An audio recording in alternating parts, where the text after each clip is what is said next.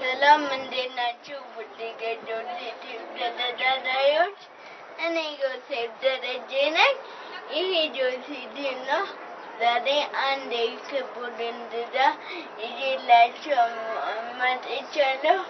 እራስዎትን ለተመልካቾቼ እንዲያስተዋውቁልን በትህትና እጠይቃለሁ።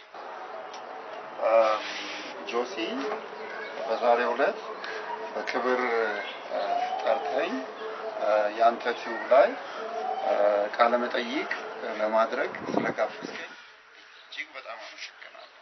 አንተም ጥሪያችንን ሰምተህ አክብረህ ስለመጣ በጣም እናመሰግናለን። አመሰግናለሁ። ያተዋወቁልን። እሺ፣ ስሜ ብርሃኑ ወልደማርያም እባላለሁ።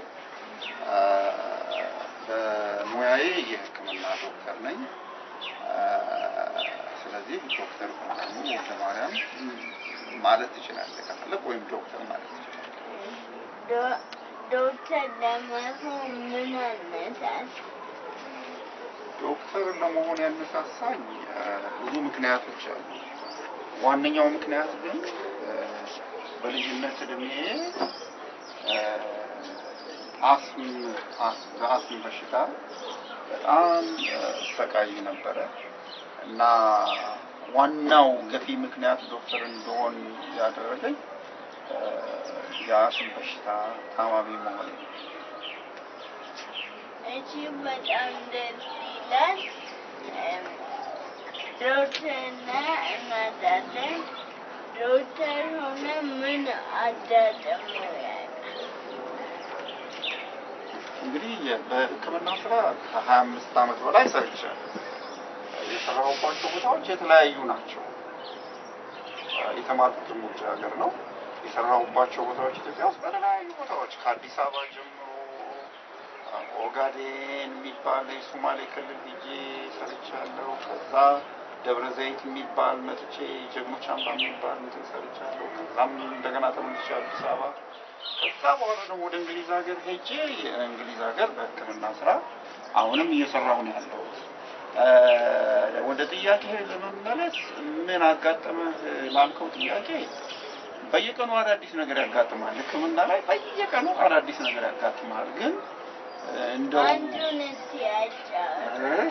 አንዱን እንግዲህ በጣም ማጫወትህ እንደው ዝም ብሎ አእምሮዬ ስለመጣ እንጂ ከዛም በጣም የተሻሉ ብዙ ምሳሌዎች ማቅረብ ይችላል። ከሁሉም በላይ ግን የሚገርመኝ አንዳንድ ጊዜ የአእምሮ በሽተኞች ይመጣሉ እኛ ጋር እና በተለይ ደግሞ ውጭ ሀገር እንግሊዝ ሀገር በምኖርበት ጊዜ ማለት ነው። እና የአእምሮ በሽተኞች በሚመጡበት ጊዜ አንደኛው ነገር የሚያደርጉት ምንድነው? እሱ ራሳቸውን በምላጭ ይተለትላሉ። በዛ ጊዜ ህመም አይሰማቸውም። አንዳንዶቹ የሚገርም ነገር ቢኖር ምላጭ ይውጣሉ፣ ሚስማር ይውጣሉ፣ በስክሪፕቶ ራሳቸውን እንትን ያደርጋሉ። እና አንድ ምሳሌ ልሰጥ የምችለው በአጋጣሚ ፎቶግራፍ አግኝቻለሁ እና ከነሱ መካከል አንድ ምሳሌ ዝም ብዬ ላሳይ። እና ምናልባት በ35 እና በ40 ዓመት መካከል ልትሆን ትችላለች። ትዝም አይለኝም።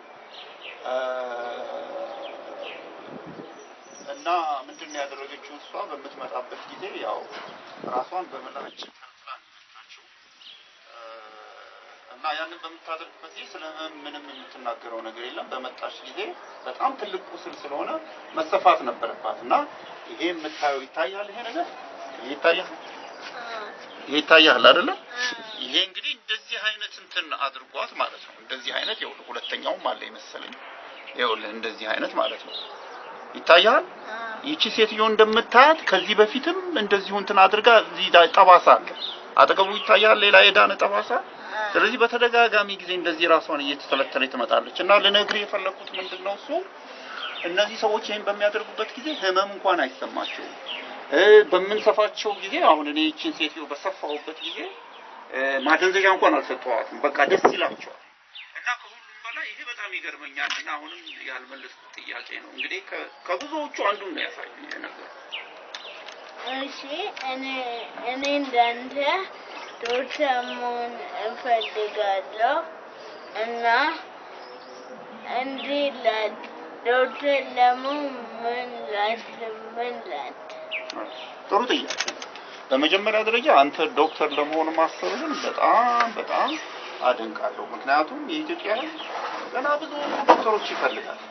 ስለዚህ ይህንን ለማድረግ ስለተነሳሳ በጣም አመሰግናለሁ። ጎበዝ ነህ። ትልቁ ነገር ማድረግ ያለብህ አንድ ሰው ሐኪም በሚሆንበት ጊዜ ብዙ መስራት ይጠበቅበታል። ብዙ ነገር፣ ብዙ ማንበብ። ስልጠናው የመጀመሪያው ስልጠና ራሱ 7 ዓመት ይፈጃል። ስለዚህ አንተ ጎበዝ መሆን አለብህ። ማንበብ፣ ብዙ ነገር ማንበብ በጣም ጥሩ ነገር ነውና ከተሰራ በትምህርት ከበረታ ከክፍልህ አንደኛ ሁለተኛ የምትወጣ ከሆነ ዶክተር የማትሆንበት ምንም ምክንያት የለም።